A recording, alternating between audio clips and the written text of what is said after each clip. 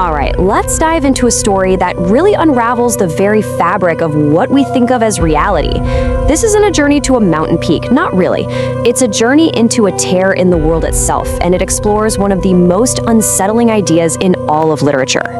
So, we're going to break down a story that starts with one man's search for exactly that. Think of this kind of like a university lecture on dark literature, where we get to dissect how a simple climb becomes this absolutely terrifying descent into cosmic madness. Our main character here is a man named Elias. He's a climber, but he isn't obsessed with a mountain. No, he's obsessed with a flaw in reality, a legend known only as the third eye. See, his quest isn't for fame or glory, it's for a truth that lies completely outside our known world. And what's so important to get here is that Elias isn't just looking for some cool-looking cave. He's searching for something the text describes as a vertical slit in black basalt, something that pulses with this faint, rhythmic violet light. It's a place that exists beyond any map. This is a deliberate, obsessive hunt for the impossible. Okay, so now we get to the moment of truth. Elias actually finds it. He finds the passage.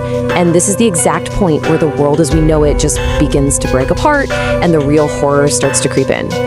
I mean, this first sensory detail, it's just brilliant. It immediately signals this massive shift. He's literally leaving a world that's governed by the laws of geology and stepping into one that's governed by the laws of something else entirely, something organic, maybe alive, and completely alien.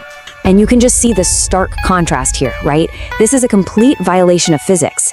As Elias moves through this place, his body physically stretches and compresses.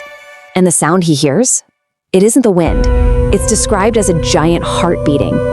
His reality, his own physical form, is becoming unstable. So, what Elias is going through right now, it's a perfect case study in what we call cosmic horror. See, the terror here isn't coming from some monster jumping out of the shadows. No, it comes from the bone-chilling realization that the rules of the universe aren't what we thought they were, and that we are completely and utterly insignificant. So, having made it through that breach, Elias arrives at a place the story calls the pupil, and this is where he sees it, the true mechanics of the universe. And let me tell you, it is nothing like anything humanity could have ever possibly imagined. Just think about the symbolism of that for a second. A compass gives us direction, right? It orients us in our three-dimensional world. But this needle, pointing everywhere, it represents a truth so far beyond our ability to understand that it just shatters the very idea of direction.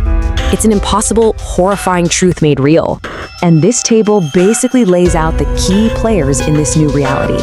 You've got the needle, which is that impossible truth. You've got the thread, which is somehow the very essence of every single soul. And then there's the entity he's about to meet, the tailor. Now, this right here is the absolute core of cosmic indifference. The force that controls all of existence isn't good or evil. It's just a mindlessly functional thing, and we are nothing more than the material it works with. I mean, think about the philosophical weight of that.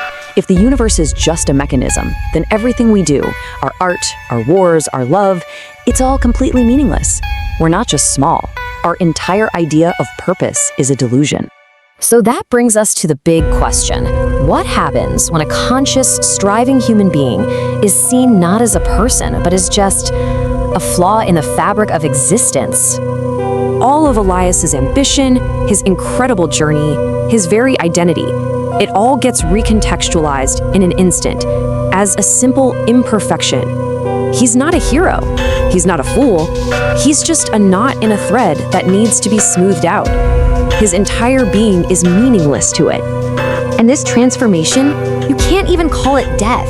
It's so much more horrifying. It's a repurposing. It's the complete annihilation of his identity. It's reducing a thinking, feeling person into a flat, static object. He simply ceases to be. So, back in our reality, the very doorway to this cosmic truth has just sealed itself. The path is gone, erased, as if it was never even there to begin with. Which of course makes what they find next all the more impossible and terrifying. And there it is, the ultimate consequence. The man who went looking for a tear in reality was literally flattened into it. The price for seeing the truth of the universe was to be silenced and made a permanent screaming part of the pattern, a warning with no voice. But the story doesn't just end with that horrifying discovery. No, it leaves us with one last, deeply unsettling detail that just changes everything. This detail is just so chilling because it transforms Elias's personal tragedy into an ongoing threat. It's not a closed loop, it's an open invitation. The needle is still threaded, and it's just waiting for the next person who decides to look a little too closely at the seams of our world. And that, right there, is the lingering dread of all cosmic horror. This was never just a story about a man on a mountain. It's the suggestion that our own reality is fragile, that our individuality is just a temporary flaw, and that we might just be one loose thread away from being smoothed out of existence forever.